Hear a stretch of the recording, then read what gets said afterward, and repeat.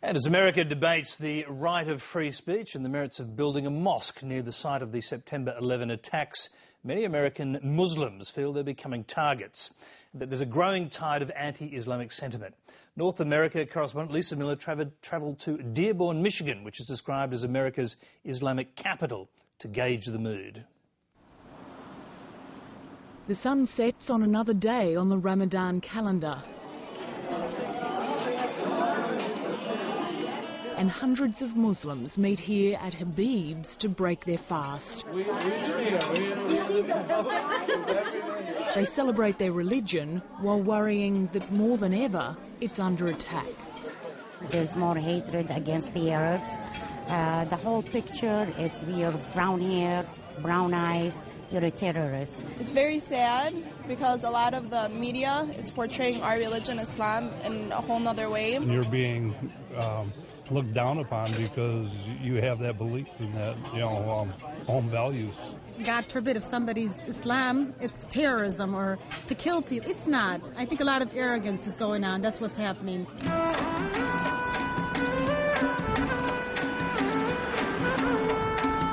Dearborn is home to an estimated 30,000 American Muslims, drawn here in the middle of last century by jobs in the car industry. It's described as America's Islamic capital. New York City and the plans for a controversial mosque near Ground Zero may be 1,000 kilometres away, but they're feeling the hostility it's created. The friction over the proposal has raised questions about America's broader attitude to Islam. On this week we have two important occasions, the September 7th of the 5th and the September 11th. Osama Sablani has been publishing the Arab American News for 26 years, a respected voice whose opinions are sought by both sides of politics. The attack on Islam has been growing since September 11 and it has reached a very dangerous level. The paper's latest edition underlines his fears. He's convinced Islamophobia has been fuelled by the presidential election almost 2 years ago. You could see the rise of tension in America after they elected Barack Hussein Obama, to the presidency. There was a calm feeling, silence, dead silence at the beginning.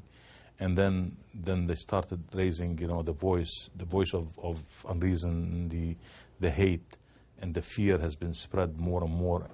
Opinion polls suggest 1 in 5 Americans believe Barack Obama is a Muslim.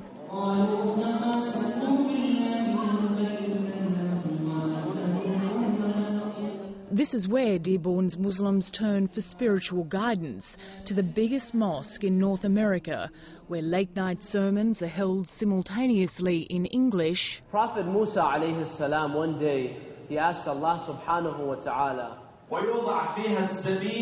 and Arabic.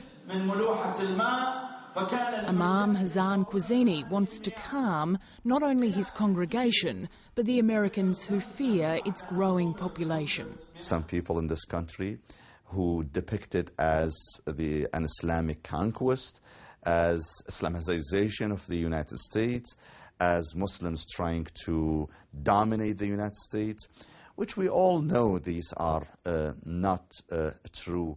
He disagrees that this is a frightening trend, believing this latest bout of Islamophobia isn't significant, but rather the work of high-profile Republicans. Newt Gingrich, Sarah Palin, who have ambitions to run for presidency in 2012, I believe they found it very convenient to use the anti-Islamic sentiment to mobilize people and to gain some strength.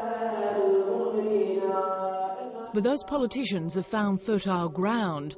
The number of mosques in America has grown to roughly 1,900.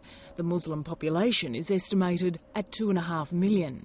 There's a lot being said in the name of national security and a lot of hate-mongering going on, that if you were to replace the ethnicity, if you were to say things that are being said about the Arab and Muslim community in the U.S., about any other ethnic group, we strongly feel that there would be a different reaction. But there haven't been reports of increased violence towards Muslims. Abed Ayoub, though, says there is religious persecution. With the mosque issue, we've seen how high of a level of a degree there is, which surprised and threw most of community members off guard and community leaders. We did not believe that there was this much Islamophobia happening. America's Muslims appear to lack a strong defender. Probably this is one of our weaknesses as Muslims, that we do not have one centralized leadership in the United States. But they blame the media for much of it. No matter how loudly they defend themselves, their message that Islam isn't a religion of hate is drowned out. Well, the negative attitude towards Islam here in the US hasn't reached the kinds of levels seen in other countries. Muslim leaders are worried it still could. They're anxiously watching the midterm election campaign to see if targeting them becomes a winning proposition for the Conservatives and their supporters. If the Republicans win, God forbid, at the midterm elections, what message does that send? It will be definitely disappointing. The high school football team is training for a new season.